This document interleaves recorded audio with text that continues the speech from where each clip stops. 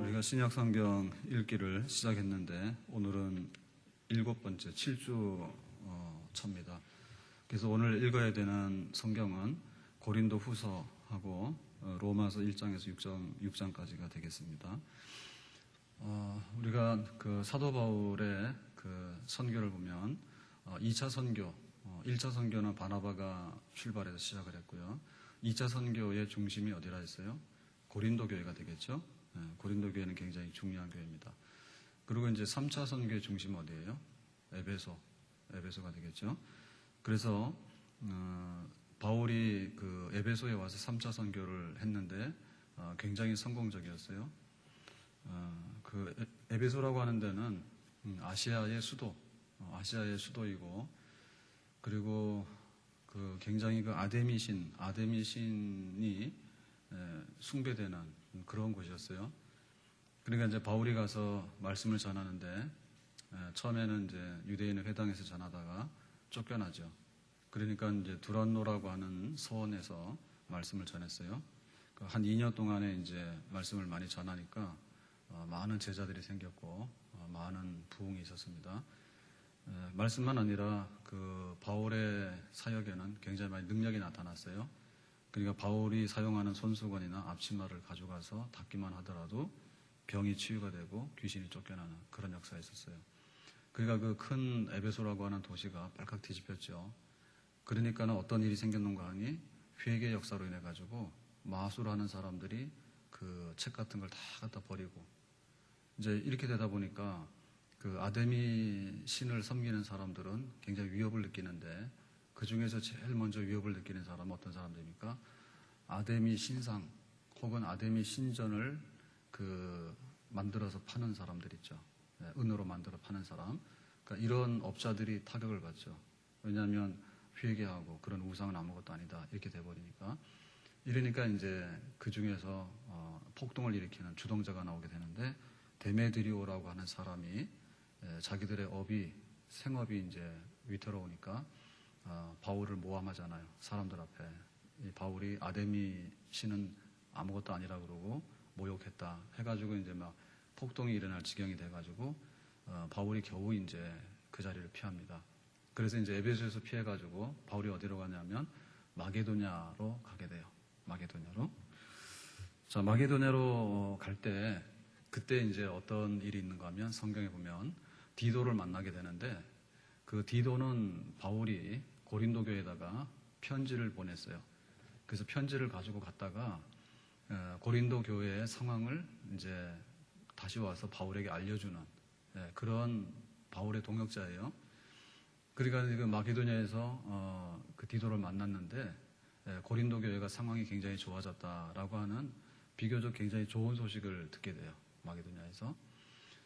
그래가지고는 이제 쓴 편지가 뭔가 하면 오늘 우리가 읽어야 되는 고린도 후서가 되겠습니다. 고린도 후서를 이제 고린도 교회에다가 다시 보내게 되는데요. 그러니까는 그 바울과 고린도 교회와의 관계를 우리가 정리해 보면 이런 거예요. 그 바울이 두 번째 선교 여행을 쭉 가다가 이제 고린도에 가서 1년 6개월 동안에 교회를 설립을 했잖아요. 일을 해서. 그러고 나서 이제 예루살렘으로 갔다가 다시 이제 3차 선교를 해서 에베소에 와 있죠. 그러니까 에베소 와 있는데 어느 날 고린도 교회로부터 소식을 듣게 됐어요. 고린도 교회가 여러 가지 문제가 많고 또 사람들이 와가지고 고린도 교회를 좀 도와달라는 거예요. 그러니까 고린도 교회는 어땠냐면 뭐 파벌 문제, 음행 문제, 그다음에 뭐 은사 문제, 뭐 예배 그 어지러운 문제, 뭐 등등, 뭐 부활을 안 믿는 문제 등등 여러 가지 교회 안에 문제가 많았는데, 거기에 대해서 바울이 편지를 써서 보내죠. 그것이 뭐냐면 고린도 전서예요.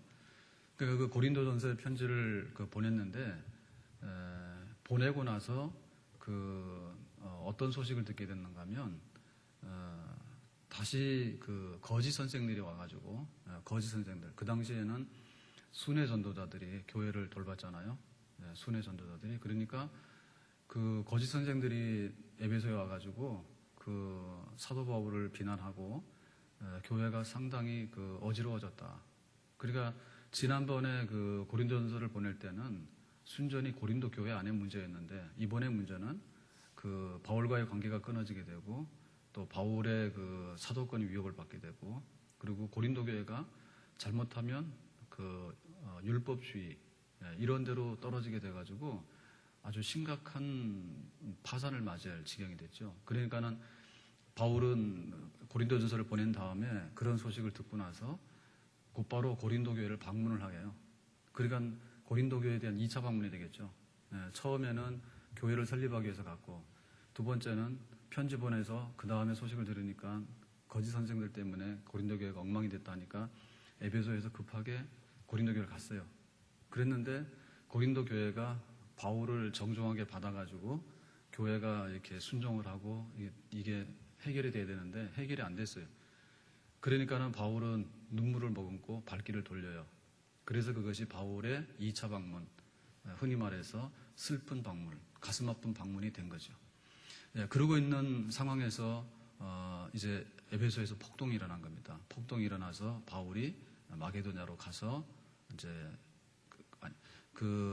에베소에서 이제 그 슬픈 방문을 하고 와서 바울이 뭘 보냈는가 하면 그 편지를 보냈어요. 그러니까는 편지를 보내가지고 고린도 교회를 아주 신랄하게 책망하는 그런 편지를 보냈어요. 그 눈물의 편지라 일명 그 눈물의 편지를 보냈어요. 눈물의 편지를 보내고 나서 바울이 상당히 마음에 부담이 있었죠. 만약에 고린도 교회가 자기 2차 방문 때 대접도 못 받고 이렇게 굉장히 무시당하고 이렇게 발걸음을 돌렸는데 편지를 통해 가지고 아주 신랄하게 책망했단 말이에요. 그러니까는 고린도 교회가 그나마 깨닫고 돌아오면은 마음이 좋은데 만약에 깨닫고 돌아오지 못하면은 그 바울의 마음은 굉장히 이제 타격을 받잖아요. 그런 상황에서 에베소에서 부흥되면서 이제 에베소에서 폭동이 일어나 가지고 할 수 없이 자기가 이제 피하기 위해서 이제 마게도냐로 간 거예요. 그러니까 이제 그 소식을 그 눈물의 편지를 들려보낸 것이 디도거든요. 그러니까 디도가 눈물의 편지를 가져가서 고린도 교회를 보여주고 그 다음에 고린도 교회가 정리가 좀 됐어요. 정리가 돼가지고 마게도냐 와가지고 이제 바울을 만나서 효과가 있었다. 눈물의 편지가. 그래서 거짓 선생들도 좀 물리치고 그 다음에 교회에서 근친상간 아주 도덕적으로 타락하는 사람도 이렇게 징계를 하고 그래서 상당히 많이 교회가 안정이 됐다라고 하는 소식을 듣고서는 이제 마게도냐에서 고린도 교회에다가 보낸 편지가 고린도 후서가 되겠어요. 그러니까 이제 바울이 처음에 1차 방문, 그 다음에 2차 방문, 그러고 나서 눈물의 편지, 그러고 나서 이제 마게도냐에서 고린도 후서를 쓰게 되는 거죠. 자, 그래서 이제 그 고린도 후서의 그 내용은 어떤 내용이냐면 거짓 선생들에게 이렇게 현혹돼가지고 위태로운 고린도 교회가 정상적인 자리로 돌아오도록 쓰는 그런 편지다. 그렇게 얘기를 하죠. 그러면은 그 당시에 그 고린도 교회를 어지럽혔던 거짓 교사들의 정체는 뭐냐? 이 사람들은 아마도 유대 전통에 근거한 사람들. 그러니까는 예수님을 믿기는 믿었는데 믿는 것만으로는 뭔가 부족하다. 그러니까는 율법을 좀 지켜야 되지 않는가? 그런 그 유대주의적인 율법적인 그런 내용을 좀 가지고 있는 사람들이에요. 그 다음에 이 사람들의 그 관심사는 뭐냐면 교회의 주도권을 바울로부터 뺏는 거예요. 바울로부터 뺏는 거예요. 그래서 그 교회를 자기 마음대로 이렇게 다스리려고 하는 이런 욕심이 있는 사람들. 그러니까는 교회를 위해서 자기가 희생하고 뭐 이런 것보다는 자기의 어떤 그 권리, 그런 자기의 이권을 위해서 교회의 주도권을 뺏으려고 하는 이런 사람들. 그러니까는 바울을 막 비난하게 되죠. 바울을 비난하게 되는데 이제 그 중에는 뭐냐면 자기들이 능력이 많다. 능력이 많다. 그래서 우리는 그 신령한 체험, 뭐 천국을 보고 왔다든지 그런 신령한 체험도 있다. 그리고 우리는 역사가 많이 능력이 많이 나타난다. 그 대신 뭐냐? 바울은 뭐냐? 바울은 능력도 안 나타나고 변변치도 못하다. 그리고 우리는 말을 잘해. 그러니까는 설교를 잘해서 사람들을 막 이렇게 막 움직이는 이런 게 있는데 바울은 말도 변변치 않아 가지고 그 설교도 못하는 사람이다. 이제 이렇게 막 하고요. 그다음에 이제 이 사람들은 추천서를 자랑해요. 자기들이 예루살렘에 그 교회 지도자들한테서 가지고 온 추천서가 있다. 근데 바울은 추천서도 없지 않느냐. 바울은 추천서도 변변치 않은 출신이 좀 불분명한 사람이다. 이제 이런 식으로 비난을 하게 되고요. 그다음에 바울에 대해서 사도권을 막 이렇게 의심하고 공격을 하는데 뭐 예를 들면 사도 바울은 상당히 변덕쟁이다. 그 바울은 굉장히 겁쟁이다. 뭐 이런 비난. 이런 거. 그러니까는 이 거짓 교사들의 정체는 유대주의적이고 율법적인 성향이 굉장히 강할 뿐만 아니라 바울을 비난해가지고 바울을 깎아내리고, 고린도 교회가 바울이 개척한 교회 아니에요. 그러니까는 바울을 깎아내리고 자기들이 주도권을 쥐고 고린도 교회를 좌우지하려고 하는 이러한 인간적인 이러한 굉장히 욕심이 있는 사람들, 이런 사람들이 고린도 교회를 지금 장악을 하고 있었는데, 이제 거기에 대해서 뭐냐면 바울은 고린도 후서를 보내가지고 거짓 선생들을 잘 정리를 하고, 너희들이 온전한 사도 바울과의 좋은 관계, 그리고 예수님의 복된 교회로 회복하기 원한다. 이제 그런 목적으로 쓴 것이 바로 고린도 후서가 되겠습니다. 그래서 이제 고린도 후서 1장에 가면은 바울이 마게도냐 와가지고 고린도 교회 편지 후서를 보내게 되는 그 상황을 쓰고 있는데, 이제 이런 얘기를 쓰고 있죠. 우리가 아시아에서 당한 혼란을 너희가 알지 못하기를 원치 아니하노니 심해지나도록 심한 고생을 받아 살 소망까지 끊어지고 우리 마음에 사형 선고를 받은 줄 알았다 그랬습니다. 그러니까 이 아시아에서 당한 혼란이라고 하는 것이 뭐냐면, 우리가 지금 흔히 말할 때 아시아 그러면 우리 대한민국이나 뭐 태국, 말레이시아 해가지고 이쪽을 아시아라고 생각하잖아요. 근데 원래 아시아라는 말은 그게 아니에요. 원래 아시아라고 하는 말은 유럽에서 이 동쪽에 있는, 그러니까는 그 기준이 뭐냐면은 지금 터키 있죠. 지금 터키에서 이 마게도니아 지역은 유럽 쪽이에요. 지금 이 그리스. 근데 그리스에서 딱 바다를 건너게 되면 지금 터키 있죠. 터키죠. 터키 지역이 동쪽이에요. 거기가 아시아라 그래요. 그래서 에베소, 빌립보, 서모나 이런 지역을 순 아시아라고 했던 거예요. 그러니까 에베소에서 당한 환란을 말하는 거예요. 그러니까 에베소에서 데메드리오라는 은장색이 있죠.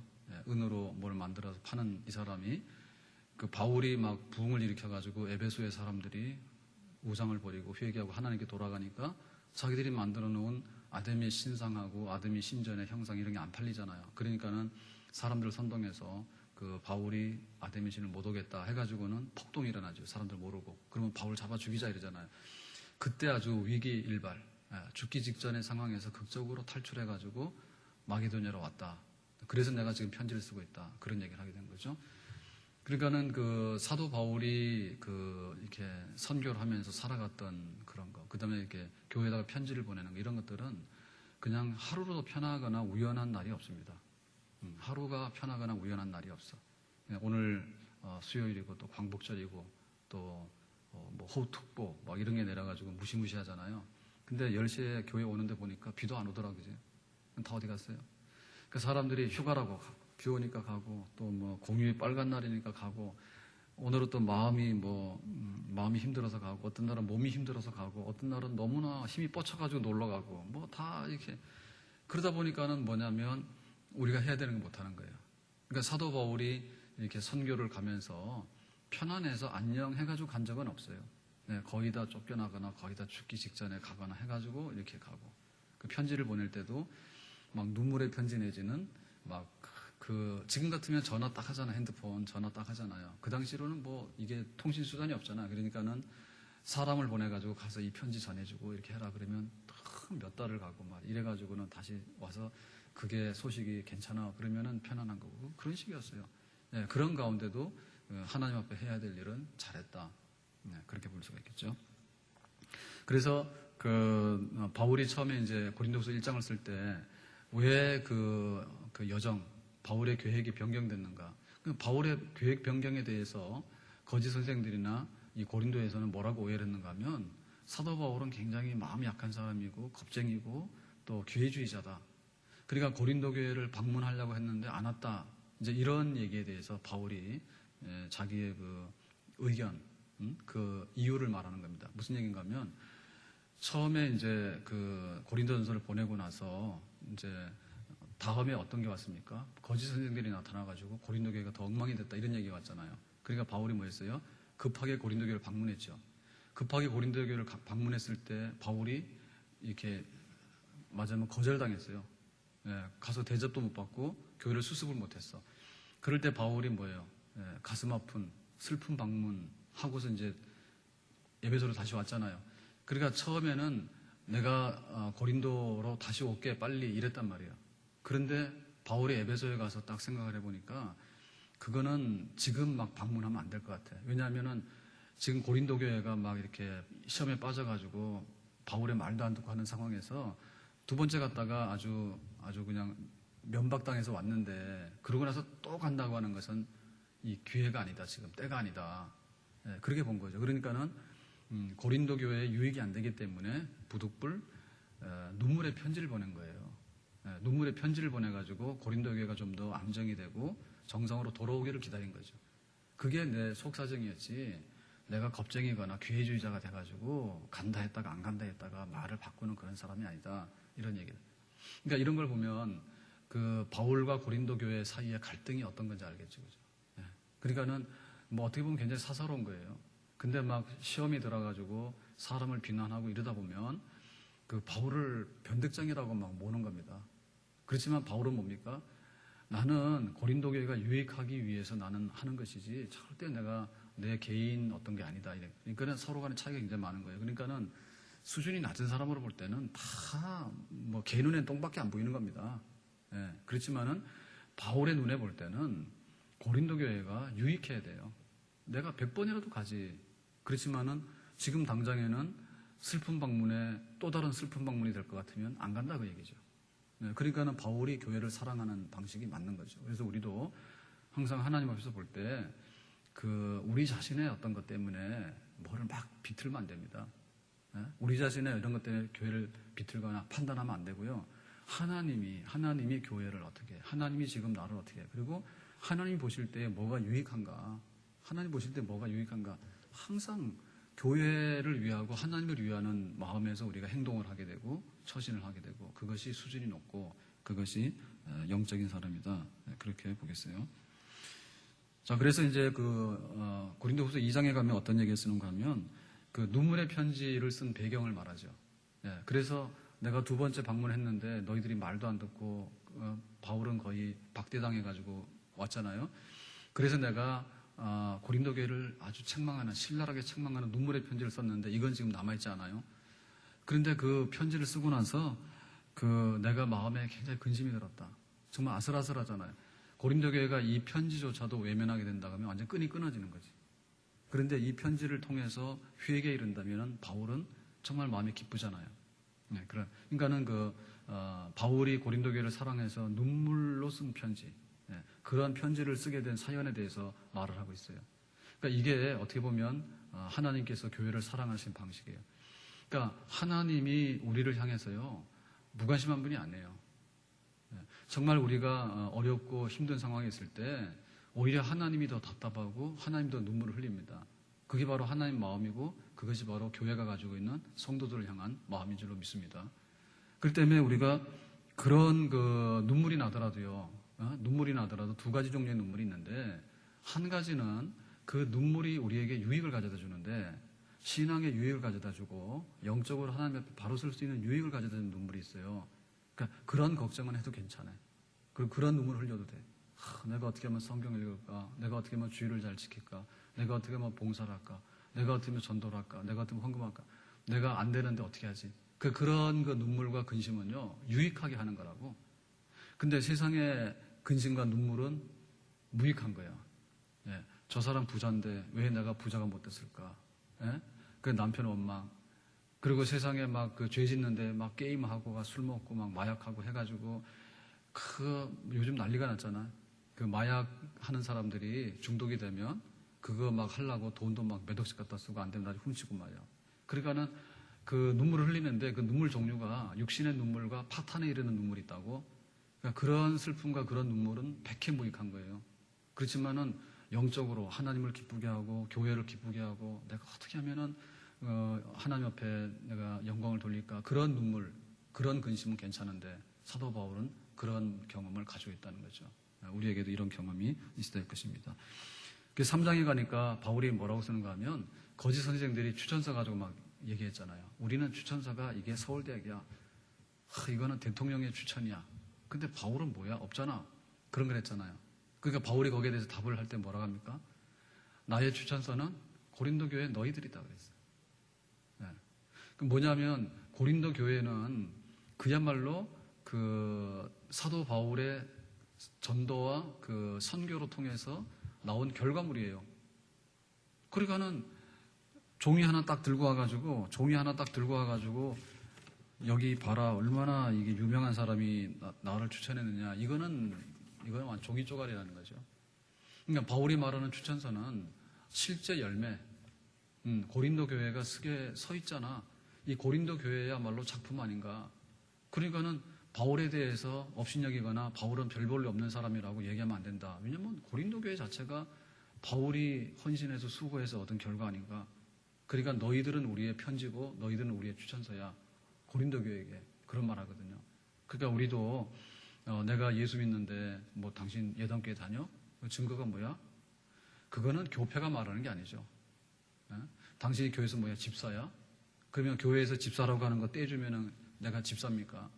집사로서 자기가 열심히 일하고 열매가 많으면 그거는 종이 쪽이 없어도 다 집사예요. 믿습니까? 그러니까 우리가 말하는 거는 그런 형식이나 종이에 기록된 그런 자랑이 아니다.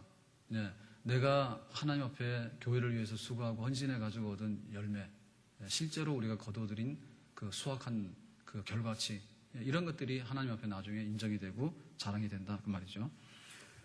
그래서 이 고린도후서에 보면 그 바울이 그 자기가 고생한 거하고 자기의 능력이 뭔가 이런 것에 대해서 굉장히 많이 말을 하거든요.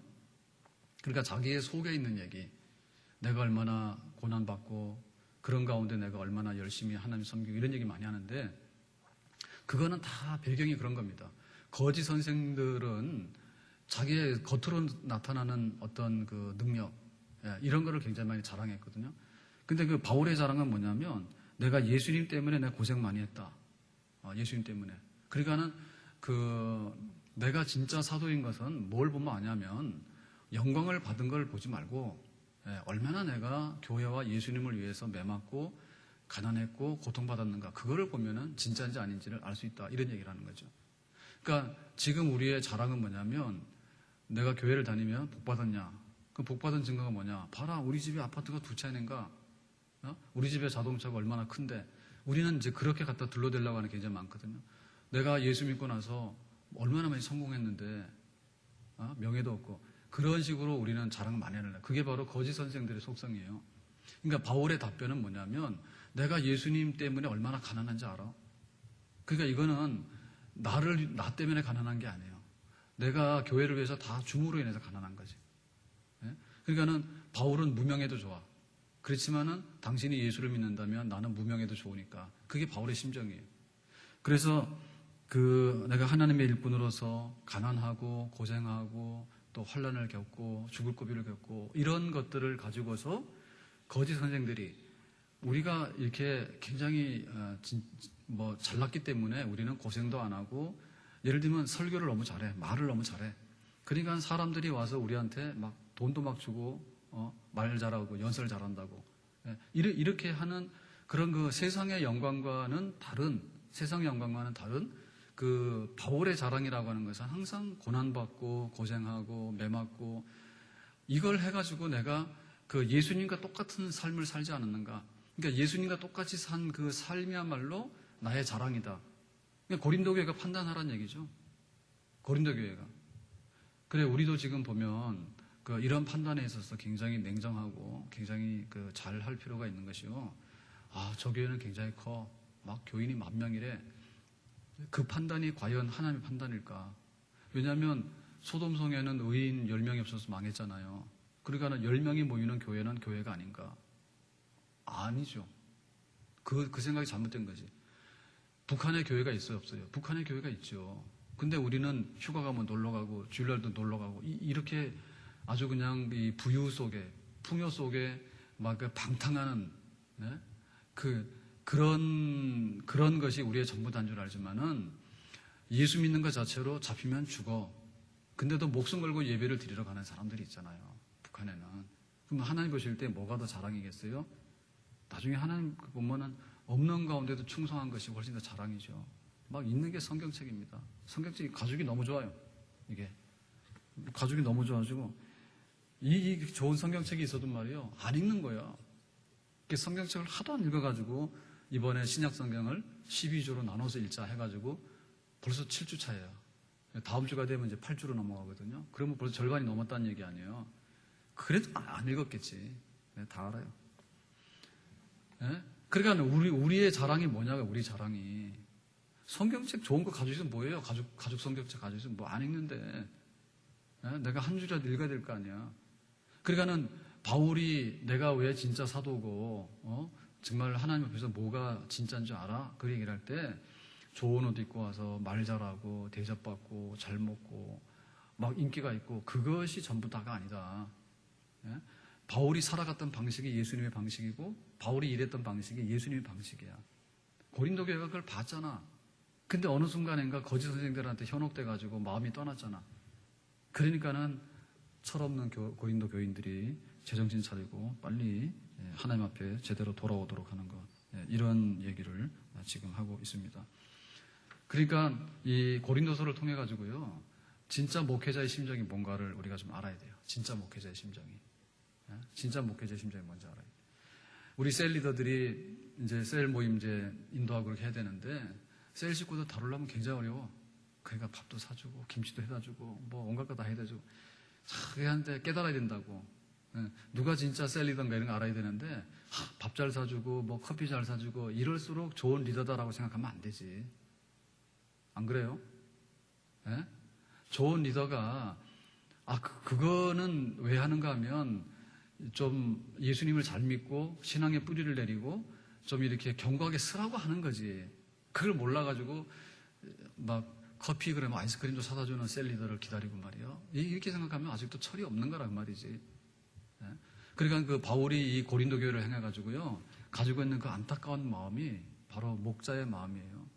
예? 우리 셀 리더들이 셀 식구들 얼마나 사랑하는지 그걸 알아야 되는데 뭐 커피나 사주나 이런 것만 기다리지 말고 우리 셀 리더가 우리를 위해서 우리 가정에서 기도하는데 그리고 교회를 안 나오면은 뭐 자기의 자유를 침해하기 위해서 전화하는 게 아니에요. 주일날 안 보이던데 어디 갔어? 그러면은 뭐 권사님은 뭐 내가 교회 한번 안 나가면은 그렇게 전화를 해가지고 나를 사사건건히 간섭을 해가지고 나의 자유를 억박하려고 하느냐.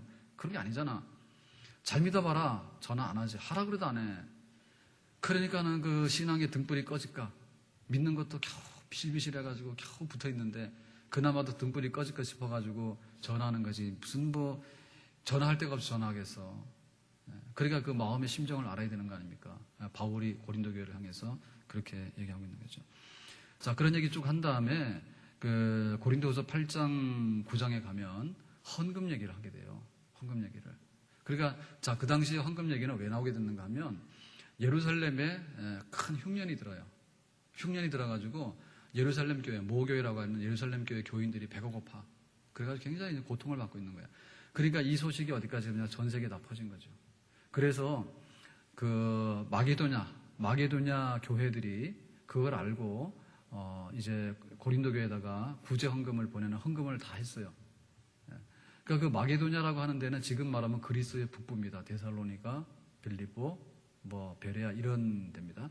그러니까 여기는 뭐냐면 생활이 대부분 다 가난해요. 근데 극한 가난이야. 그러니까는 그 로마 제국의 식민지를 받고 있으니까 좋은 거 로마 사람들 다 뺏기고 근근히 살아가고 굉장히 어려운데 형편이. 그런데 그 예루살렘 교회가 가난해 아주 배고파 있다는 소식을 듣고는 마음에 감동받아가지고 자기의 힘에 지나도록, 그러니까는 내가 수입이 100이면 헌금은 10도 못하는데 막 20를 하고 이런 식으로 해가지고는 헌신적으로 해가지고는 헌금을 다 끝냈어. 이 마게도냐 교회가. 바울이 지금 마게도냐 있잖아요.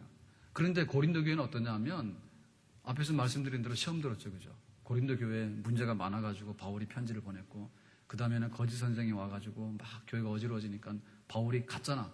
갔는데도 그냥 막 이렇게 박대당하고 그리고 눈물의 편지를 쓰고 그래서 겨우 수습이 돼가지고 이제 고린도 후서를 쓰니까 그때 고린도 교회를 향해 가지고 뭐냐면 너희들도 예루살렘 교회를 도와서 헌금하는데 하려고 했던 거 좀 빨리 끝내라. 이런 얘기를 합니다. 자, 그러면 이 고린도 교회는 마게도냐 교회보다 어때요? 훨씬 더 부자예요. 예, 고린도는 더 부유한 지역이에요. 그리고 교회도 더 커. 그런데 헌금하는 데는 인색한 거야. 그럼 말 안 해. 그 뭐라고 하냐면 또 시험에 들어가지고요. 이 헌금을 걷어가지고 바울이 다 해먹는데 뭐 이런 식으로 막 이렇게 막 그 시험에 들게 한 거야. 그러니까 지금 우리가 겪는 건 똑같아요. 예. 그러니까 지금 우리가 겪는 이런 문제들이 뭐 교회가 이러냐 그러는데 그거는 원래 그 2000년 전부터 교회가 그랬어요. 인간이기 때문에 말을 잘못하게 되면요. 이거는 걷어가지고 바울이 중간에서 착복하려고 그러는데 그런 얘기 하면은 교회가 시험에 드는 거예요. 예. 그래가지고는 이제 헌금에 대해서 올바르게 헌금을 해라. 헌금하게 되는 것은요. 마음에 정한 대로 할 것이고 인색함으로 억지로 하지 말 것이고 기쁨으로 할 것이고 넘치게 할 것이고 그러면 하나님께서 넘치도록 너에게 채워주실 것이다. 이래가지고는 고린도 교회에게 헌금을 잘하도록 그렇게 가르치는 내용들이 여기에 기록되어 있습니다. 자, 그래서 이제 고린도후서 후반부에 가게 되면 그 바울이 본격적으로 자기의 사도권에 이상이 없음을 이제 변명을 하게 되는데요. 그때 그런 얘기합니다. 당신이 진짜 사도냐? 그런 질문을 받잖아요. 바울은 사도가 아닌 것 같다. 가짜들이 와서 막 이렇게 막 소문을 퍼뜨렸잖아. 그때 바울은 결정적으로 뭘 얘기하는가 하면 내가 감옥에 가고 매 맞고 죽을 뻔하고 배고파하고 그런 가운데도 내가 얼마나 열심히 선교했느냐. 그게 나의 사도권에 대한 증명이다 그랬어요. 그래서 우리들도 당신이 교인이냐라고 말할 때 그렇게 말해야 돼요. 나는 얼마나 배가 부르고 내가 얼마나 날씬한지 알아. 살도 빼고 그리고 나는 걱정이 하나도 없어. 이것이 우리 교인의 증명이 아니고요. 내가 믿음을 지키기 위해서 그리고 하나님의 일을 하기 위해서 겪었던 환난과 고난이 증명입니다. 그거 있어요? 그거 있어야 돼요. 내가 예수 믿었는데 내가 얼마나 편하게 교회로 오는지 알아. 오늘도 오는데 사실은 비 한 방울도 안 받거든요. 그리고 막 새벽에도 비가 그렇게 쏟아져도 별 문제가 없는 게 지하실에서 차 타고 나와가지고 지하실로 들어오는데 무슨 비를 맞아. 그러니까 비 오는 거랑 무슨 상관이 있냐고. 상관없다니까. 그러니까 내가 그 믿는 사람으로서 증거가 뭐냐라고 할 때 이게 노 크로스 노 크라운이에요. 내가 십자가가 없으면 내 영광이 없어. 그러니까는 내가 믿는 사람으로서 자랑이 뭐냐라고 할 때 내가 이런 가운데도 예수님 때문에 이렇게 살았고 내가 이런 가운데도 교회를 섬기기 위해서 이렇게 살았고 라고 하는 흔적들이 나와야 돼. 그러니까 그 흔적들이 뭐냐면 영광의 상처예요. 영광의 상처예요. 이번에 우리 올림픽을 했는데 우리 선수들이 금메달도 많이 따고 했잖아요. 그거 다 거의 다 보면 막 상처들이 많습니다. 예? 유도 선수 팔 다 부러지고 이게 막 탈골돼가지고 거의 병원 가면 장애인 진단을 받아. 그런데도 국가대표 선수라 가지고 금메달을 따요. 예. 그러니까는 그 상처가 얼마나 많은지 몰라. 이번에 소년제가 이렇게 인기가 많았다며 리듬체조. 근데 보니까 발은 뭐예요? 발은 완전 상처 투성이야, 그죠? 볼 수가 없어. 그러니까 그렇게 이쁜 척하고 폼 잡을 필요가 없어. 발이 그냥 나만하진 않잖아. 얼마나 연습을 많이 해가지고 발이 다 다치고 그렇게 됩니까? 영광의 상처예요. 그러니까 믿는 사람이 뭐냐 했더니 바울이 당신 사도냐고 의심을 받으니까 내가 사도인 것은 내 몸에 예수님의 흔적이 있지 않는가. 매 맞고 감옥 가고 죽을 뻔하고 배고프고 멸시당하고 핍박받고 쫓겨다니고 폭동이 일어나서 도망가고 그게 다 내가 사도라고 하는 증거야. 그 말. 그렇기 때문에 우리도 적극적으로요. 정말 믿는 사람으로서 내가 신앙 지키기 위해서 가졌던 흔적, 영광스러운 상처를 우리는 가져야 되고요. 내가 교인이냐라고 하는 것도 마찬가지예요. 당신이 예당교회 교인이냐고 말하면은 나는 손에 물 한 방울도 안 묻었잖아. 교회 오면은 막 어서 오세요, 안녕히 가세요 그러는데 그게 백화점 손님이지 교인이야?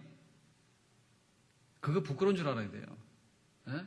내가 교회 오면은 막 어서 오세요, 안녕하세요 막 이러는데 나는 교회 와서 손 하나도 내가 물방울 하나도 안 튀는 거야. 그걸 교인이라고 자랑하면 안 돼요. 그러니까 그런 사람들이 지금 99%입니다. 예? 그걸 자랑으로, 그거는 자랑이 아니에요. 내가 교인이라고 하는 얘기는 옛날에는 다 그랬다니까. 옛날에는 중학생만 되면 유초동부 아이들을 다 가르쳤어. 옛날에는 중학생이 되면 유초동부가 다 가르쳤어. 그러니까 당신이 교인이냐고 하면 나는 교사로서 가르치는 아이들이 있어요. 당신이 교인이냐고 하면 나는 교회를 위해서, 여러분 옛날에 교회를 지을 때는 어떻게 지었습니까? 지금처럼 막 이렇게 장비가 좋은 게 아니잖아요. 그야말로 교인들이 벽돌을 찍어다가, 예?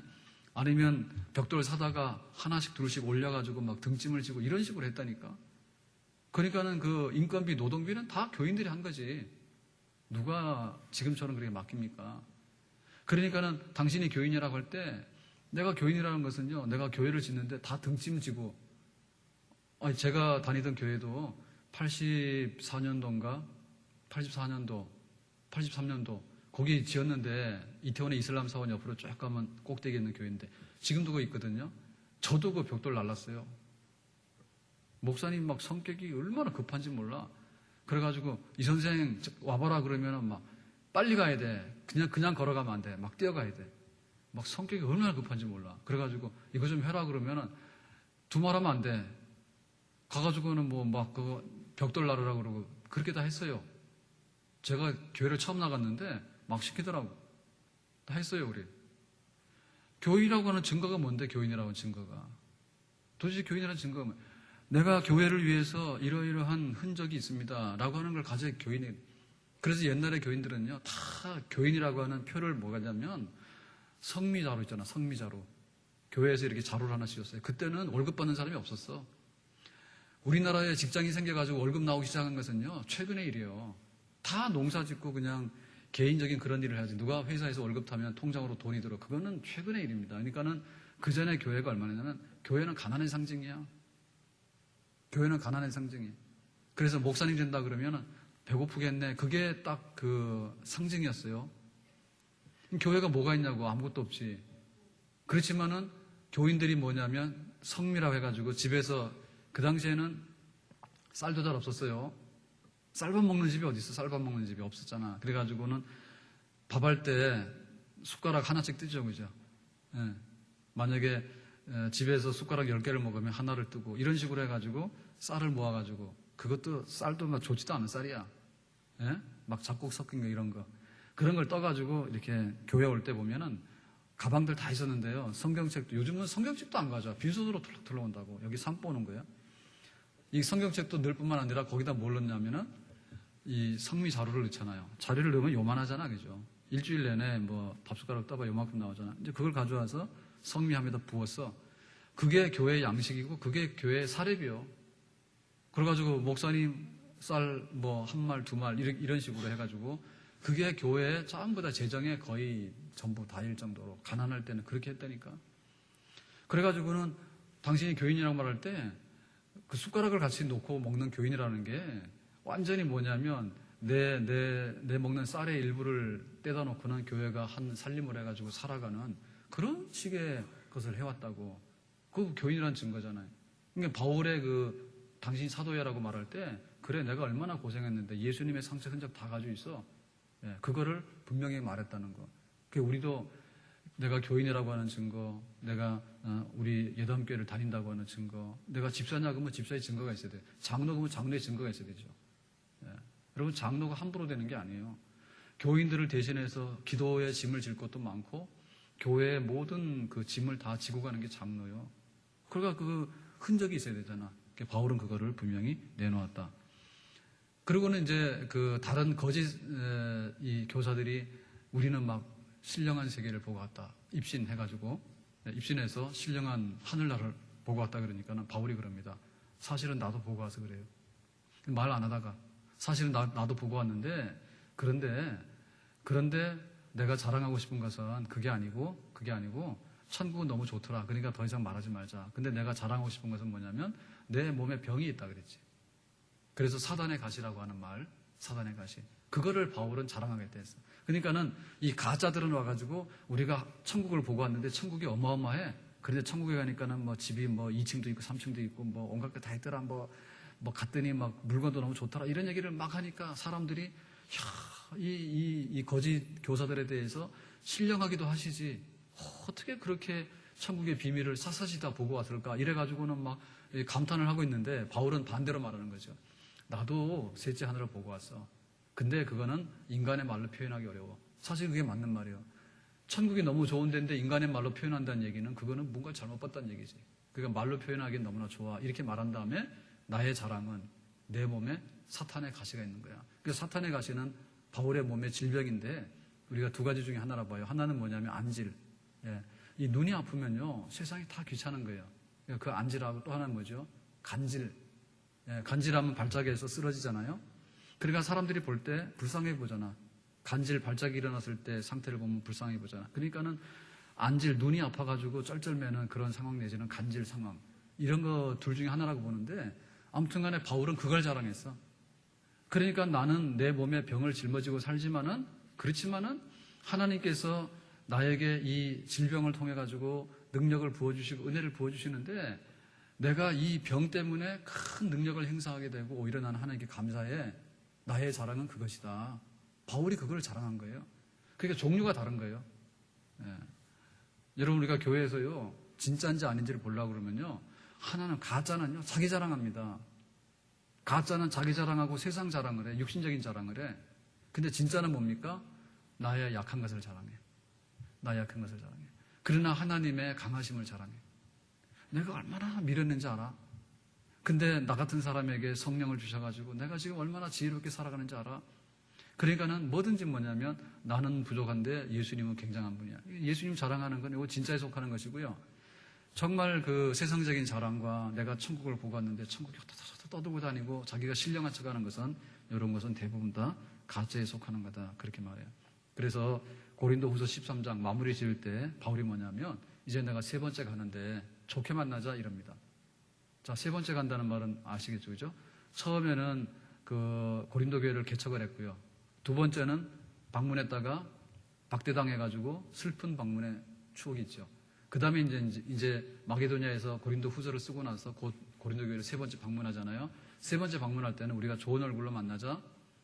그때도 너희들이 만약에 회개하지 않고 이렇게 잘못되어 있으면 내가 크게 징계할 것이다. 이런 마무리. 오늘 이 편지의 마감을 보면서 우리들도 항상 그 신앙생활에 있어서 하나님과의 관계가 좋아져야 되고 교회와의 관계가 좋아야 되고 성도와의 관계가 좋아져야 돼요. 그거를 더 이상 미루면 안 돼요.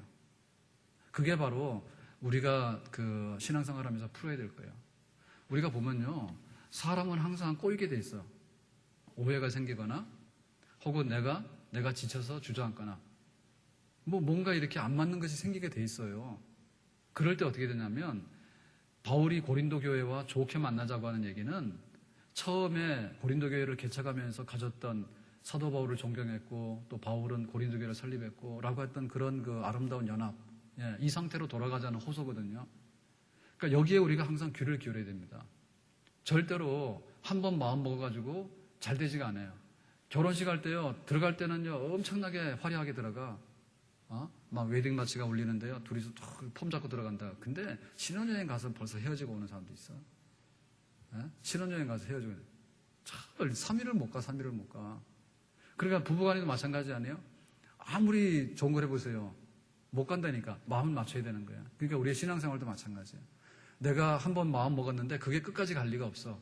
교회에 대해서도요, 마음이 달라질 때가 있고 내가 예수님에 대해서도 마음이 달라질 때가 있어. 그렇지만은 내가 다시 회복해가지고 좋은 얼굴로 만날 수 있는, 처음 사랑으로 만날 수 있는 이런 관계, 그게 바로 고린도 교회를 향한 사도 바울의 마지막 부탁이었어요. 오늘 우리 교회 안에도요, 우리가 삐뚤은 길로 갔거나 혹은 넘어져 있거나 혹은 오해스러운 부분이 많은데 저는 새벽마다 기도하는 게 그거예요. 제발 좀 우리 집사님들, 권사님들 중에서 삐딱길 가고 이렇게 넘어져 있는 분들이 제정신 차리고 돌아오시기 바래요. 이거 맨날 기도하거든요. 그러니까 우리 안에도 이 기도가 현실입니다. 그리고 이 소원이 현실이에요. 하나님이 우리를 보좌하셔요. 그러니까 우리가 예라고 나갈 수 있는 그런 정말 영으로 회복되고 피차간에 서로를 만날 수 있는 그런 자리가 있기를 주님의 이름으로 축원합니다. 자, 그래가지고 이제 고린도 후서를 다 끝냈거든요. 그러면은 이제 고린도를 방문하게 됐죠, 나중에. 그래서 고린도를 방문하고 나서 겨울철이 왔는데 이 겨울철 3개월 동안을 기다리면서 바울이 편지를 쓰게 돼요. 고린도 교회를 실제로 방문해서. 그래서 이제 그 고린도 교회를 방문하고 나서 겨울을 지나는 동안에 쓰는 편지가 무슨 편지인가 하면 로마 교회에다 보내는 편지예요. 그게 바로 로마서예요.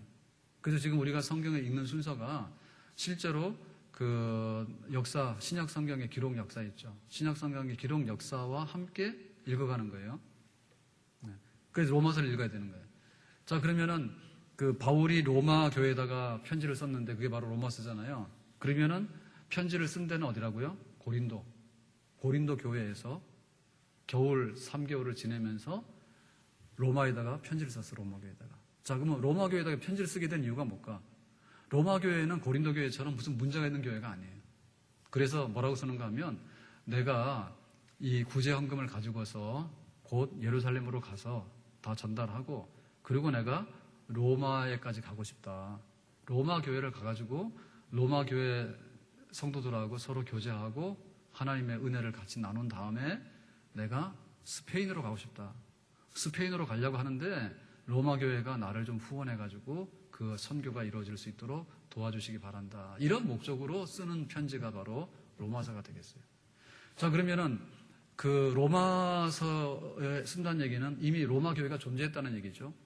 그러면 지금 이 그리스의 이 고린도에 있는 바울이 이 이탈리아의 그 로마에 있는 교회에다 편지 쓴다는 얘기는 로마 교회는 그럼 누가 세웠어요?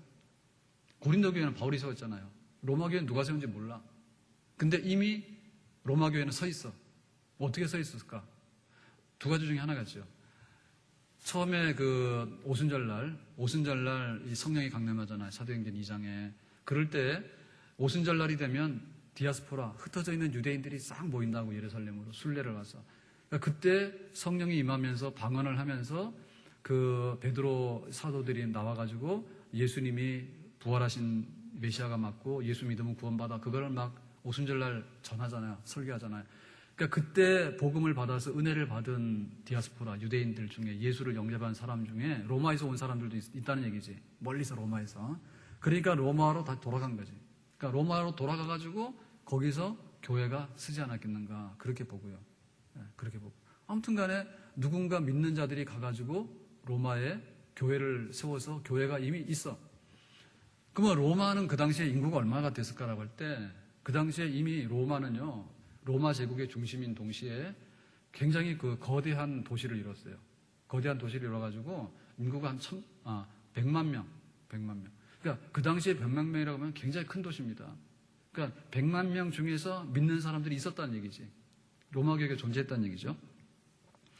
그러니까 그 로마에다가 지금 편지를 보내는데 아까 목적은 로마를 거쳐서 스페인으로 갈 테니까 당신들이 도와주기를 바란다. 그런 목적으로 보냈다. 그러면 이 로마 교회에다가 보내는 편지는 누구 손으로 전달한 겁니까? 베베라고 하는 여집사님을 통해서 보낸 거예요. 겐그레아 교회에 이 고린도 옆에 보면 겐그레아라고 있는데 그 겐그레아 교회에 그 굉장히 훌륭한 믿음직한 집사가 있었는데 그분이 이름이 베베야 베베. 여자분인데요. 그러니까 이분을 로마 교회에 보내면서 편지를 전달해 준 편지가 바로 로마서가 되겠어요. 자, 그래서 그 로마 교회에다가 이제 그 베베를 통해서 편지를 보내게 되는데, 자, 그러면 로마서에 나오는 내용들이 뭘까라고 할 때 이제 크게 보면 두 가지로 되어 있는데요. 한 가지는 교리적인 면하고요. 그 다음에 뒷부분을 가서는 그리스도인들이 어떻게 살아야 되는가를 생활적인 면으로 나눠져 있어요. 근데 우리가 아는 대로 로마서는 신약 성경의 아주 그 핵심이에요, 핵심. 그리고 성경 전체 핵심이에요. 왜 그럴까요? 로마서를 쓰면서 그 믿음으로 구원받는다는 것을 설명을 쫙 했는데 지금으로 하면 바울의 논문이에요. 믿음으로 구원받는. 그러니까 믿음으로 구원받는다는 얘기는 언제 이게 그 성경에 이게 중심이 되죠? 예수님께서 오셔서 너희들이 그 유대교의 그 율법이나 뭐 제사 드린 거 가지고는 안 돼. 그러니까는 나를 믿어. 내가 곧 길이요 진리요 생명이라 그랬잖아요. 그럼 예수님 믿는 것의 핵심 뭡니까? 예수님 믿는 것의 핵심은 예수님이 고난받고 죽으심을 믿는 거예요. 그럼 예수님의 고난받고 죽으심은 예수님 탓이 아니라 우리의 죄값이지. 우리의 죄값에 대해서 예수님이 다 지불하셨다라고 믿게 되면은 그러면 너는 의롭다함을 받게 되고 너는 천국에 들어가게 될 것이야. 그게 바로 예수님의 복음이었잖아요. 그러니까 그 예수님의 복음을 이제 우리가 받아가지고 전파하게 되는데 이게 이제 그 제대로 전파가 안 되죠, 그죠? 그러니까 유대주의의 율법에 이런 것들이 확 눌려 있잖아요. 그러니까 이거를 뚫고 진짜 믿음으로 구원받는 것을 제일 그 먼저 말한 것이 뭐냐면은 스데반 집사야. 스데반 집사가 이방인들도 믿으면 구원받는다는 것을 확실하게 설교를 했어요. 그랬더니 유대인들이 화가 나가지고요. 너는 성전을 모독한 자요. 너는 율법을 모독한 자. 이러면서 돌로 쳐 죽이잖아. 그러니까 스데반 집사가 순교하면서 외친 게 바로 믿음으로 구원받는 복음이요. 그런데 그 스데반 집사가 순교하는 자리에 스데반 집사를 쳐 죽이는데 주동자가 누구요? 바울이죠, 바울. 사울이 변하는데 바울이 되잖아. 그 바울이 그 유대교 중에 유대교인이고 당시의 최고의 가말리엘 문화에서 율법을 잘 배운 학자 중에 학자고 그 다음에 사내들인 공회원이고 젊은 유대 교회 지도자 중에 지도자잖아. 근데 그 바울이 믿는 사람을 예루살렘에서 체포하고 그다음 나중에 다메섹까지 가서 체포하려고 가는 순간에 다메섹 가는 길에 부활하신 예수님 만나가지고 꼬꾸라져서 회개하게 되죠. 예수님이 살아있구나 그걸 알게 되면서 예수님 메시아다고 그렇게 믿게 되잖아요.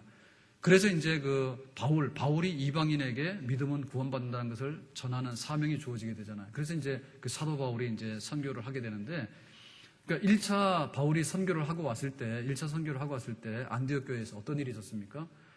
예루살렘에서 내려온 유대주의자들, 예수를 믿긴 믿었는데 율법도 지켜야 되고 할례도 받아야 돼. 이런 유대주의자들이 안디옥에 와가지고 이거 지금 믿는 것만으로는 안 돼라는 얘기를 하게 되죠. 그러니까 안디옥 교회가 막 어수선해지잖아요. 그럴 때 그러면은 우리가 예루살렘에다가 문의하자 해가지고 예루살렘에서 뭘 했습니까? 1차 공회의가 열리죠. 공의회가 열리죠. 그래서 1차 공의회에서 뭘까요? 안건이 뭡니까? 예수 믿는 것만으로 다 의롭다함 받아서 천국과 영생 얻을 수 있냐? 아니면은 예수 믿는 것 플러스 율법, 할례 이런 것도 받아야 되느냐? 이 두 가지 의견 중에 뭐가 맞느냐? 그게 바로 의제예요. 그날 회의의 주제야. 그랬을 때 야고보를 비롯한 모든 베드로가 다 모여가지고 검토한 결과 예수님 믿는 것만으로 다 구원받아 충분해. 다만 유대인들의 관습이나 이런 걸 생각해가지고 뭐 목매달아 죽인 거, 피채 먹는 거 이런 거는 가급적이면 우리가 일부러 하지 말자, 조심하자 이런 결정을 내리게 되죠. 그러니까는 믿음으로만 구원받는다는 게 맞아요. 그래서 이제 1차 선교를 끝내고 나서 교회가 결정했어. 믿음으로 구원받는 게 맞다. 그러니까 그것이 바로 뭐냐면 제일 먼저 보낸 갈라디아서에 나타나죠. 갈라디아서에 보면은 오직 믿음으로 구원받는다. 예? 믿음으로 구원받는 것 외에 다른 것을 말하는 것은 다 저주받을 일이다. 이래가지고 갈라디아서에서 믿음으로 구원받는 걸 말하잖아요. 근데 그거로는 좀 부족하죠. 그 설명으로 좀 부족하죠. 그래서 로마서 1장부터 해가지고요 11장까지 믿음으로 구원받는 것이 뭔가에 대해서 말하자면 논문 아주 상세하게 철저하게 차근차근히 다 설명을 해가지고 그 우리 기독교의 교리를 설명하겠네요. 그러니까 믿음으로 구원받는 거는 구약의 아브라함도 믿음으로 구원받았고 하박국 선지자도 그랬고 구약의 진리이고 믿음으로 구원받는 것은 예수님이 말씀하신 진리이고 그리고 우리가 앞으로 전파해야 될 복음의 핵심이 된다. 그러니까는 성경에서 보면 척추 우리 몸이 서 있으려면은 제일 중요한 게 뼈가 서 있어야 되잖아. 그러니까 기독교가 서 있으려면은 믿음으로 구원받는 진리 이게 서 있어야 되는데 복음이 서 있어야 되는데 이 복음이 뭔가를 가장 상세하게 설명하는 부분이 로마서예요. 로마교에다 보낸 편지 중에 그 부분이 로마서 앞부분에 기록되어 있어요.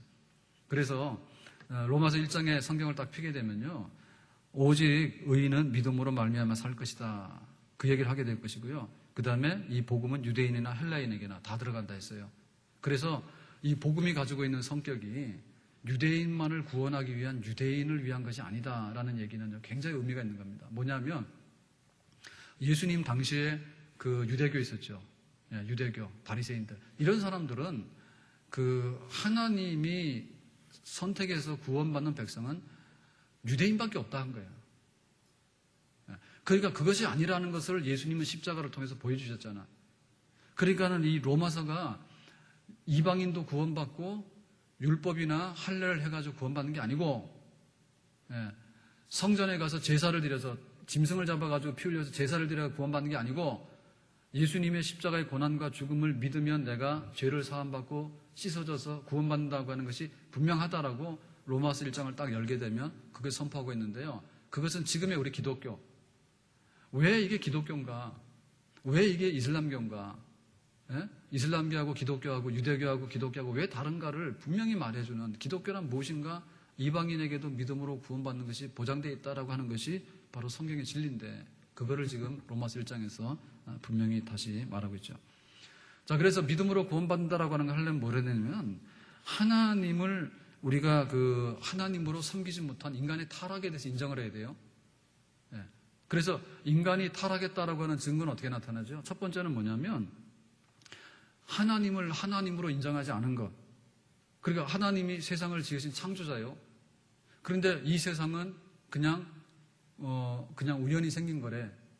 아니면 물질 덩어리들에 뭐 이런 거.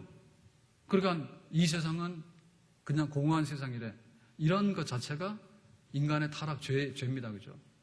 그러니까는 하나님을 인정하지 않다 보니까 하나님이 하신 일에 대해서 인정하지 않는 그걸 보다 보니까 우리 인간이 타락했는데 타락한 결과로 나오는 것이 뭐냐면 거짓말도 하게 되고 수근수근하게 되는 거고 그 다음에 배반도 하게 되는 거고 그 다음에 무자비하게 되는 거고 그 다음에 불의하게 되는 거고 탐욕, 악의, 시기, 살인까지도 저지르는 결과치의 죄들이 겉으로 드러나게 된다. 우리가 이렇게 그 아이들을 딱 낳잖아요. 그럼 아이들을 딱 낳을 때 저는 여자분들이 하나님을 잘 믿게 되는 데는 여러 가지 요인이 있다 보는데 그 중에 하나는 애를 낳아서 그런 것 같아요. 애를 낳아서. 애를 낳고 딱 보니까 너무 신기하지 않아요? 그런데 신기한데 아무리 신기한 분이라도요 거의 99.9%가 뭐냐면 잘생겼네, 이쁘네 그 얘기만 하지 이거는 내 작품이 아니야. 하나님이 너를 만들어서 보내주신 것 같다. 이 말하는 사람은 잘 없어. 애 낳으신 분들 알죠? 예? 대부분 다 그랬죠. 얘가 어떻게 생겼지? 이랬지. 하나님이 너를 만들어서 보낸 게 맞아. 이렇게 하신 분 없잖아. 그러니까 우리가 하늘의 해를 보고요. 이 모든 것을 보면서 야, 이거는 하나님의 작품이야. 원래는 그게 맞는 거예요. 근데 인간이 살짝 맛이 가니까 뭐냐면은 이게 아무것도 없는데 산에 올라가서 한다는 말이 뭡니까? 야호 그럽니다. 그러고 나서 굉장히 자기가요 도시락 까먹고요 폼 잡아요. 예, 산에 올라가서 야호 그러고 나서는요 기분이 좋아가지고요 야 도시락 싸왔냐 먹자 막 이래. 여러분 그 야호하고 나서요 뭔가 이상한 걸 알아야 돼요. 예? 산에 올라갔는데 야호가 웬 말입니까? 주 하나님 지으신 모든 세계 내 마음속에 그려볼 때 하나님이 뭔가를 만드신 게 이게 맞는 것 같다. 그런 게 돼야 되는데 가서 소리 지르는데 야호라는 말 뜻도 없잖아. 야호 이래놓고 또 도시락을 먹어요. 그러니까 사람이 그렇다니까 애가 나오면요 얘가 왜 나왔는지 잘 몰라요 그게. 그러니까 그것이 뭐냐면 하나님을 믿는 믿음이 눈이 가려졌기 때문에 나오는 현상들이고 그 결과로 나오는 것들이 살인, 음란, 온갖 악이 저지르는 인간의 죄성들이 다 행동적으로 나오게 되는 거죠. 자, 그래서 인간의 타락이라고 말이죠. 인간의 타락. 자, 인간이 타락하게 되면 뭐냐? 하나님 심판을 받아. 심판의 기준이 뭐예요? 두 가지입니다. 한 가지는 뭐냐면 율법이 있으면 율법대로 받는 거예요. 너는 이웃을 사랑하라 했는데 왜 남의 밭에 가서 이거 콩을 따먹었냐? 왜 남의 밭에 가서 복숭아 따먹었어? 그러니까 율법이 있으면 법에 따라서 심판을 받는 거고요. 만약에 법이 없으면 어떻게 돼요? 만약에 우리나라 교통법이 없어요. 그러면은 어디 가면은 이 중앙 분리선도 없어요. 중앙 분리선도 없고 빨간불도 파란불도 없어. 그런 데는 뭐예요? 대충 가는 게 답이에요. 그거는 교통 위반이 아닙니다. 빨간불이 있어야 쓰는 거 아니에요. 빨간불도 파란불도 없고 중앙 분리대가 없으니까 가다가 막 돌아와도 돼. 반대로 가도 돼. 그건 법이 없기 때문에 그런 거예요. 근데 만약에 법이 딱 있으면 뭐예요? 법대로 너는 왜 빨간불이 안 섰냐? 그건 법이에요. 그러니까 율법을 받은 이스라엘 백성들에게는 율법대로 판단하는데 율법대로 판단하면 다 땡이야. 다 율법에 하라고 하는 걸 못해. 그러니까 하나님 심판을 받아. 그 다음에 이방인들은 뭐예요? 이방인들은 율법이 없잖아요. 우리는 십계명이라 율법 받지 못했잖아. 그건 뭐냐면 법이 없기 때문에 법이 없는 사람은 뭐냐면 양심의 법으로 심판을 받아. 양심의 법. 그러면 양심의 법으로 심판을 받을 때 어떤 결과가 오게 되죠? 양심대로 산다고 하는 사람들이 양심대로 많이 살지만은 비양심적인 거는 사실이에요. 그렇죠? 팔이 다 안으로 굽어요.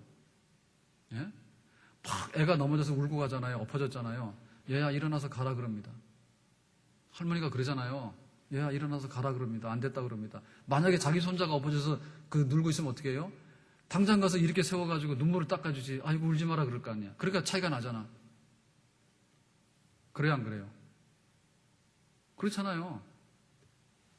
예? 사람이 먹을 게 많잖아요. 먹을 게 많으면요 막 갖다 버립니다. 그 자기가 볼 때는 괜찮은 거예요. 내가 뭐 있는 게 돈밖에 없는데 막 한 상 차려가지고 조금만 먹고 다 갖다 버리는데 내 거 버리는데 내가 어때 그래. 근데 배고파 죽는 사람한테는 뭡니까? 배고파 죽는 사람한테는 그게 양식이잖아. 그 자기는 모르고 갖다 버렸지만은 배고파 죽는 사람한테는 뭐예요? 몹쓸 짓을 한 것이지. 그럽니까 안 그럽니까? 그렇죠. 그러니까 내 눈에 보이서 옳다 해서 옳은 게 아니라니까. 내 눈에 옳다 해서 옳은 게 아니야. 그러니까 내가 이웃사랑 했냐 할 때, 내가 언제 이웃사람한테 뭐 물건 훔쳤냐고, 나는 괜찮다고, 내 양심에 부끄러움이 없다 그러지만은, 지금 그 이웃사람 중에서는 막 이렇게 더워가지고 죽는 할머니들 많고요. 배고파서 죽는 할머니들 많고, 막 노인네들 중에서 굉장히 많잖아. 예? 만약에 우리 식구가요, 콩팥이 망가져서 죽잖아. 그러면 콩팥 이식이라도 하잖아, 떼가지고. 그러면 모르는 사람이 콩팥 떼달라고 하면 떼줘야 안 떼줘요? 안 떼주잖아, 우리는.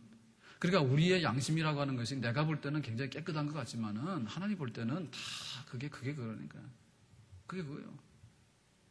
예, 독도는 우리 땅 해가지고 지금 축구 동메달 했는데 그거 막 저기 피파하고 IOC에서요 막 뭐라 해가지고 지금 막 조사해가지고 메달 박탈한다고 야단났잖아.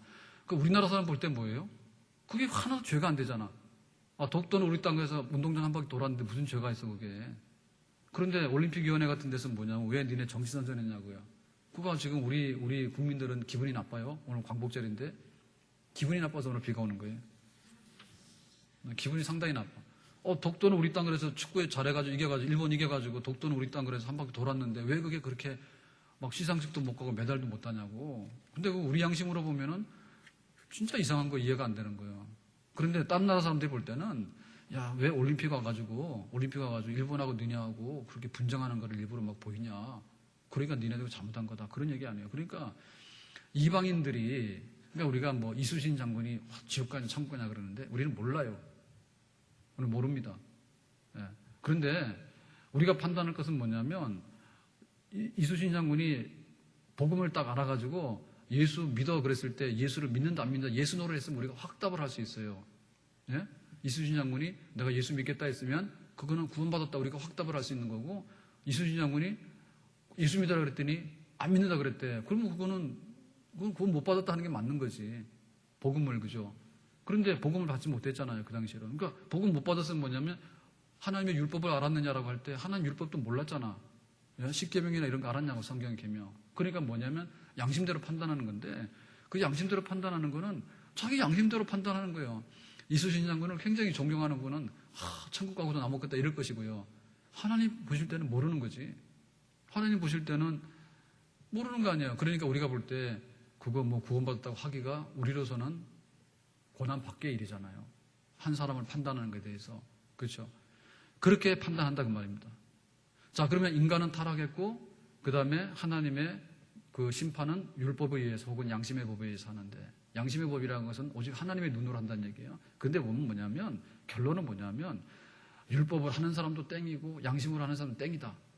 그래서 의인은 없나니 하나도 없다 했어요.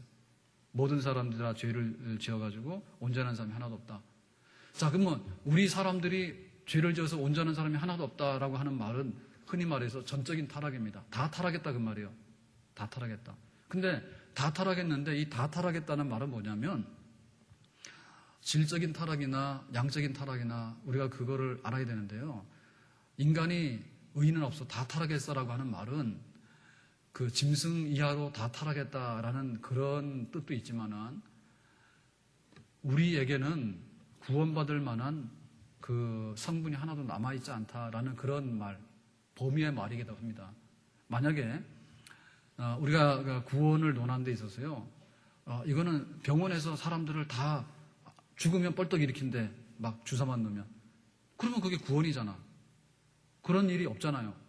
그러면은 예를 들면은 그래 병원에서 못 고치더라도 예를 들면 음악하는 사람들이 있죠. 음악하는 사람들이 막 가서 노래 한번 부르고 콘서트 한번 하면은 요즘에 뭐 싸이가 뭐 한다며요. 뭐라고 하던데 나 좀 알아봐야 되겠어. 싸이가 뭐 싸이라고 알아요? 예, 굉장히 뭐 요즘 막 공연하는데 막 난리라며. 병원에서 죽은 놈을 못 고치는데 싸이 공연에 데리고 갔더니 뻘떡 일어난다. 그러면은 그거는 싸이가 고치는 거예요. 음악으로. 그러니까 이게 음악으로 고칠 일이 있고 병원에서 고칠 일이 있고 아니면은 먹어서 고칠 일이 있고 약 먹어서 고칠 일이 있고 하여튼 간에 뭔가 있느냐라고 할 때 다 없다는 얘기지. 그래서 의인은 없다라고 하는 말은 우리 안에 아주 그냥 숫덩이처럼 변해서 짐승 이하의 것이 된다라는 그런 뜻만 있는 게 아니고 그게 아니고 우리 인간이 상당히 품위가 있어요. 그러니까는 공자를 믿어볼까 아니면은 불교로 가서 믿어볼까 아니면은 이슬람교를 믿어볼까 아니면 나는 무교를 해볼까 라고 하는 나름대로 상당히 수준이 있다니까 걔는 그거 못한다고. 걔가 언제 공자 말씀을 알아. 그러니까 인간에게는요, 상당히 수준 높은 게 있는데, 상당히 수준이 높지만은 공부를 하거나 운동을 하거나 뭘 하거나 어떤 면을 하더라도 하나님의 구원에 도달할 만큼 건전한 부분은 남아있지 않다. 그런 얘기입니다. 그러니까는 인간에게 있어서는 하나님 앞에 구원받을 만한 것은 없는데 그래도 하나님을 알 만한 그런 것들은 구석구석이 보이는데 그러나 결정적으로 볼 때 그걸 가지고 구원받지 못한다. 그런 희망을 버리라는 얘기죠. 그러니까 이런 얘기는 잘못된 거예요. 야, 우리는 상당히 이 철학적인 종교적인 고민이 많고 내가 신앙을 가질까 이런 고민도 있고 나름대로는 양심도 바르고 또 뭔가 있기 때문에 내가 하나님 믿는 것 말고도 구원받을 수 있겠다라는 그런 착각을 하면 안 된다. 예, 나는 개돼지가 아니다. 그러니까는 내가 뭔가를 이렇게 할 수 있지 않느냐라고 할 때 그것이 아니라는 얘기입니다. 인간에게는 건전한 부분이 남아있지만은 그 건전한 부분이 남아있다 하더라도 그것으로 인해 가지고 구원받을 만한 결정적인 의의가 될 수 있는 것은 모자란다는 말입니다. 아멘? 모자란다는 말입니다. 우리가 노래를 부르는데요. 찬송가가 있잖아요. 찬송가가 있고 동요가 있잖아. 그다음에 가요가 있잖아. 근데 그 동요나 가요도요. 나쁜 건 아니에요. 그거는 가급적이면 노래를 부르는 게 좋아요. 좋은 노래. 예? 동요, 가요 부르면은 상당히 사람이 업돼요. 그리고 마음에 이 공감대가 생겨요. 그 굉장히 좋은 거예요. 근데 그렇다 해가지고 하나님을 찬양하냐면 하나님 찬양하는 거 아니라니까. 그러니까 술 먹고 기분 좋으면 노래 부를 때 뭘 부릅니까? 그냥 뭐 옛날에 자기 교가나 부르고 뭐 유행가나 부르지 뭘 불러. 찬송가 안 나온다니까. 그러니까는 결정적인 부분에 있어서 흥이 나지만은 안 된다니까. 그리고 이 학자들이 있죠, 학자들이. 예를 들면 불교에서 인간이란 뭔가를 탐구하는데요. 상당히 수준이 높아요. 네, 인간이란 뭔가를 탐구하는 상당히 수준이 높은데 욕심 부리면 안 되고 뭐 이렇게 하면 안 되고 상당히 수준이 높아. 그러니까 막 짐승도 밟아 죽이면 안 되고 그러니까는 좀 남의 생명 귀히 여기라는 얘기지. 그런데 물고기는 방생하면서 사람을 가서 죽인다니까. 그런 건 안 된단 말이에요. 예? 그러니까는 굉장히 어떤 철학적인 종교적인 성향이 높긴 한데 근데 스님 보고서 뭐냐 그러면은 돌불에 넘어지면 아이쿠 하느님 이런 말을 한답니다. 아이쿠 하느님 그러지만은 우리가 말하는 전지전능하사 천지를 지으신 하나님 아버지를 내가 믿고 그 외아들 우리 주 예수 그리스도를 믿사오니 이거는 못한다니까. 스님이 아무리 돌을 닦아도. 아시겠어요? 예? 그러니까 인간이 타락했다라고 하는 말은 개돼지라는 말이 절대 아니에요. 원래 인간이 하나님하고 수준이 비슷해요. 타락하기 전에. 예? 인간이. 그렇기 때문에 타락하고 나서도 상당 부분 남아있어. 노래를 부르면 멋있게 하고요. 공부를 하게 되면요. 나름대로요. 다 멋있게 해요. 그러니까 막 스님들이 도 닦으면 밥그릇 하나 가지고 다니잖아. 그러니까 우리 믿는 사람들도 밥그릇 하나 정도 있으면 좋을 것 같아. 제가 집에서 설거지 해보니까 밥그릇 2개 쓰면 안 되겠더라고. 힘들어. 하루 3번 하다 보면은 하루 내내 밥그릇만 땄다가 다 가, 시간이. 성경 읽을 시간이 없어. 그러니까 밥그릇 하나만 가지고 밥 먹고, 그 다음에 자기가 씻고, 그 다음에, 이러면은 성경도 많이 읽고, 기도도 많이 하고 할 거 아니에요. 근데 그냥 밥 한 번 먹는데 밥그릇이 한 20개는 나오더라고. 나와가지고 들어갔다 나갔다 하니까. 이게 또 안 하니까 이거 뭐예요, 이거 식기세척기 있잖아요. 이거 돈 들여서 하는 거. 또 그거 사는 거야. 그러니까 그거 살려니까 뭐예요? 또 할부하잖아. 할부하니까 빚 갚으려니까는 또 부부가 둘이서 나가서 돈 벌잖아. 그러다 보니까는 성경 읽을 시간이 없는 거야, 결국에. 그러니까는 밥그릇 하나만 가지고 사는 운동도 지혜로운 거예요. 근데 밥그릇 하나 가지고 살아가지고 도대체 뭐가 나오느냐? 사람이 떡으로만 살 것이 아니고 하나님의 입에서 나오는 말씀으로 살라 했잖아. 그러니까는 아무리 밥그릇 하나 가지고 그렇게 막 살아도요, 하나님 말씀이 없으면은 우린 또 하나님을 예배하거나 하나님 알 수 없다고. 그러니까 인간이 다 타락했어. 자, 그러니까 인간이 타락했으니까는 우리는 심판이고 멸망이고 죽음이잖아요. 그러면 어떻게 살아야 되죠? 우리가 어떻게 구원받아야 돼? 하나님이 너는 괜찮다라고 해야지 이게 생명이고 구원이에요. 그러면은 이게 괜찮다라고 하는 것은 2가지가 있는데 첫 번째는 뭐냐면 내가 행위가 완전해가지고 괜찮다, 퍼펙트. 그러면 내가 의롭지. 그러니까는 율법으로 퍼펙트, 양심으로 퍼펙트하면 돼. 완벽하면 돼. 하나도 흠이 없으면 돼. 근데 안 돼. 안 된다니까. 배고파서 먹을 때는 고맙게 먹는다니까. 먹고 나면 딴소리 하는 거예요. 먹고 나면 설거지 누가 할 거냐고 하면 싸워. 안 하는 거예요. 그 다음에가 문제예요. 그러니까 이게 우리가 완전하다고 하는 게 있을 수가 없는 게 법 앞에 완전한 사람이 없어요. 다 허물이 있어요. 몰라서 그렇지. 다 허물이 있어. 그러니까는 우리가 다 죽게 생긴 거 아니에요. 그러니까 바울이 그랬습니다. 오호라 나는 공고한 사람이라다. 나 다 망했다. 내가 율법을 많이 아는데 알고 보니까 다 그것이 나에게 죄를 알려주더라고요. 죄를. 그러니까 내가 이건 안 되겠다라고 하는 데서 나는 사망 선고를 받은 사람이다. 바울이 그랬잖아. 그런데 어느 날 바울이 예수님을 알게 됐잖아요. 예수님이 십자가에 죽고 고난받고 부활하셨는데 그것은 나의 죄를 대신하기 위함이다. 여러분 대신하는 거 아세요? 우리 아이들이 아프잖아요. 그러면 엄마가 어때요? 나쁜 엄마는 갖다 버리지. 근데 대부분의 엄마는 어떻습니까? 야, 내가 대신 아플게. 너 아프지 마. 이런 마음을 가지고 있잖아. 엄마들이. 그걸 대신하는 거죠. 예? 대신하는 거예요. 그리고 우리 아이들이 막 카드를 써가지고 이게 막 날라왔어요. 그럼 집에서 어떻게 해요? 돈 대신 내주는 거 아니에요? 부모들이 안 내주면 어떻게 해요, 이게? 핸드폰도 말이에요. 쓰지 말라니까 엄청 써가지고 말이에요. 내줘야 되잖아. 그게 대신하는 거야. 그러니까는 예수님의 고난받고 죽으심은 우리의 죄값을 대신한 거다. 대신한 거다. 믿습니까? 그걸 믿게 되면 뭐예요? 대신해서 갚아줬으니까 나는 채무관계가 해소됐어요? 안 됐어요? 해소됐죠? 그거 안 믿어져요? 참 어리석기는 한이 없네요. 그거 믿어져야지. 그게 왜 안 믿어져? 예? 내가 갚아야 되는데 어느 날 통장에 돈이 들어와서 내게 다 갚아줬더라니까. 그래서 보니까 고맙다 이제. 그러면 이게 웬일이냐 해서 갖다 뺄 겁니까? 나는 안 빼. 아니 내가 못하는 게 있는데 대신해서 지불해줬으면은 그거에 대해서 고맙다 해서 받으면 되는 거 아닙니까? 그게 바로 겸손인 거죠. 그게 바로 죄에 대한 회개 고백이에요.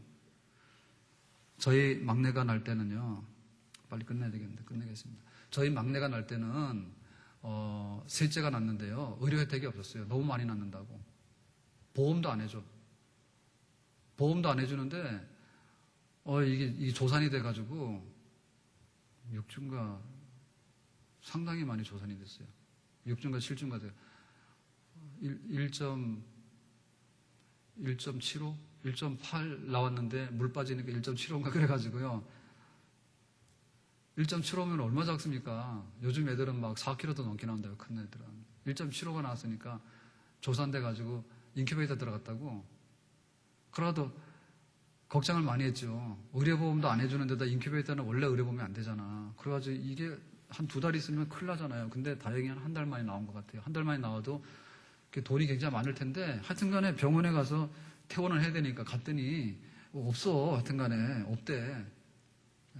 돈 낼 게 없대요. 인큐베이터 돈 낼 게 없대. 그래서 누가 내준 거야. 근데 지금도 몰라 누가 내줬는지는. 하여튼 내줬어. 교회에서 내줬든지 누가 아는 분이 내줬겠지. 말을 안 하니까 모르지. 지금도 몰라. 그런데 지금도 차병원에서 돈 받으러 안 와요. 하여튼 간에 굉장히 많이 얼마나 나왔냐고 굉장히 걱정을 하고 갔더니 뭐 없어요. 뭐 없어. 대신 내줬으니까 없어진 거지. 그러니까는 바울이 그걸 안 거예요. 예수님의 죽음이라고 하는 것이 그런 죽음이었구나. 처음에는 자기가 그거를 받아들이지 않았거든요. 나무에 달려 죽은 자는 저주받은 가 했으니까 예수님의 죄값으로 당신이 저주받는 거다 이렇게 생각했다고. 그런데 그걸 알고 보니까 아니야. 예수님이 나무에서 죽은 것은 저주받은 것인데 그 저주는 예수님은 하나님의 아들인데 죄가 하나도 없어. 근데 우리의 죄 때문에 대신 받으신 거라고 믿었어요. 받아들였어. 왜? 예수님 부활한 것을 보면서. 그래가지고는 새로운 의가 생긴 거죠. 이게 바로 뭐냐면 됐다라고 하는 의를 얻었는데 두 번째 의의 뭐냐면 내가 노력하거나 내가 행위로 얻은 의가 아니라 자업자득이 아니라 예수님이 나에게 주시는 의를 내가 믿음으로 받았더니 나를 의롭다 해주는 칭의, 새로운 의, 이 의를 받은 겁니다. 아멘? 그게 바로 우리 구원이에요. 그러니까 우리가 교회를 다니면서 세상에 뭐 이런 것도 안 되고 저런 것도 안 되고 골치가 아픕니다. 사실이 그렇습니다. 근데 우리가 믿고 있는 하나님, 우리가 믿고 있는 예수님에 대한 구원은 그거랑 상관이 없어. 왜냐하면 우리가 천국 갈 때 부자 순서대로 천국 간다고 하면 누가 가겠냐고. 건강한 순서대로 간다고 하면 누가 가겠냔 말이요. 그 다음에 가정에 애들 숫자대로 간다면 누가 가겠어. 애 하나밖에 없는데 우리가 어떻게 천국을 갔냐고. 애 많은 집 되게 많아요. 가난한 나라일수록 애들이 많아요. 가난한 나라 가면 애들이라도 많아야 돼. 쫙 막 5, 12 있잖아. 먹고 살기도 어려운데. 그러니까 이거는, 그리고 우리가 무슨 율법을 지키고 무슨 행위를 해서 공로를 하라 그러면은 우리는 안 되는 거예요. 그런데 복음은 뭐예요? 하나도 그런 걸 요구 안 해. 복음은 그런 거 하나도 요구하는 게 아니라 예수님이 너의 죄값을 대신해서 십자가에서 몽땅 피 흘리고 고생 다해서 죽기까지 하셨는데 네가 믿으면은 너의 죄값은 온데간데 없고 하나님 보실 때 너는 됐다. 내가 한 게 아니라 너는 거저 얻었다. 의를 거저 얻었다는 것에 대해서 너는 받아들이겠느냐? 예, 나는 그걸 믿습니다라고 했기 때문에 우리가 구원받게 된 것이거든요. 그러니까 우리가 아무리 골치가 아프고 아무리 힘들고 뭐 이런저런 사연이 많다 하더라도 예수님 때문에 구원받은 것만 생각하면 굉장히 기분이 좋고 또 우리에게는 구원에 대한 확신이 흔들리지 않는 그런 분명한 그 믿음의 구원의 고백이 우리에게 있는 줄로 믿습니다. 아멘? 그게 됩니까? 그게 안 되는 사람은 교인 아니에요. 그러니까 지금 우리 교회를 다니는 사람 중에 세례는 받았는데 엉뚱하게요. 얼렁뚱땅 받아가지고요. 집에서 가라니까 가서 받은 사람들 중에는 그거 그리스도인이 아니야. 그리스도인이 아닌 사람은 당신의 그 행위로서 하나님 앞에 의롭다함 받아야 되는데 100% 그건 안 되니까 그렇게 아세요. 그러니까 가짜 교인들이 상당히 많다는 얘기지. 로마서에서 그거를 자세히 밝히는 거예요. 가서 6장까지 한번 읽어보세요. 이 얘기입니다. 그래서 얼마나 믿음으로 구원받는 이것이 분명한가. 그리고 믿음으로 구원받는 이것이 우리를 얼마나 홀가분하게 하는가. 사람들이 가면 갈수록요 짐이 무거워요. 왜냐하면 젊을 때는 뭔가 좀 할 것 같았거든. 근데 나이가 들어가면 못하는 게 너무 많아. 나중에는 막 이빨도 다 빠지고 나중에는 막 기억력도 혼미하고 말이에요. 꼬부라져가지고. 그러니까 자신이 없는 거예요. 당신 죽으면 천국 갈래 그러면 안 될 것 같아. 다 그런다니까. 그리고 굉장히 그 용감한 사람 중에는 요즘 이런 사람도 있잖아요. 내가 죽는 모습을 비디오로 찍어라. 그래서 죽기 전까지 내가 어떻게 살아간 걸 봐라 그러는데 그것 또한 불쌍한 거지. 아니 비디오로 찍어가지고 죽기 전까지 내가 용감하게 산다 한들 죽고 나서는 도대체 어떻게 되는 거에 대해서 아무것도 모르잖아. 예? 그 죽는 거에 대해서 용감한 사람이 있다니까. 그러니까는 심지어는 요즘에 자살하는 사람들 중에도요 자기 죽는 거 딱 그거 자기 죽는 거 자기가 촬영해가지고 막 동영상 올려버리잖아. 그런 엉뚱한 사람들도 있어요. 그렇게 용기가 있는 사람도 있다니까. 근데 그것도 다 헛거예요. 아니 내가 죽을 때 아이고 겁나네 그렇게 죽으나 내가 자신 있네 죽으나 그 무슨 차이가 있어. 똑같아. 죽고 나면 하나님 앞에 구원 못 받는 건 똑같아. 그러니까 내가 예수 믿어서 구원받는 그것을 가지고 사는 사람들이 얼마나 당당하고 얼마나 행복한 사람인가 믿습니까? 로마 교회에다 그걸 보내면서 이 편지는 오늘 우리 모든 교회들이 가지고 있는 그런 복음 그 진리 그 자체입니다. 오늘 우리 가운데 복음의 순수성, 복음의 훼손될 수 없는 이 아름다운 구원의 확신, 구원의 도리 이거를 잘 붙들고 갈 수 있는 그런 우리 성도들이 되기를 주의 이름으로 축원합니다. 기도합시다.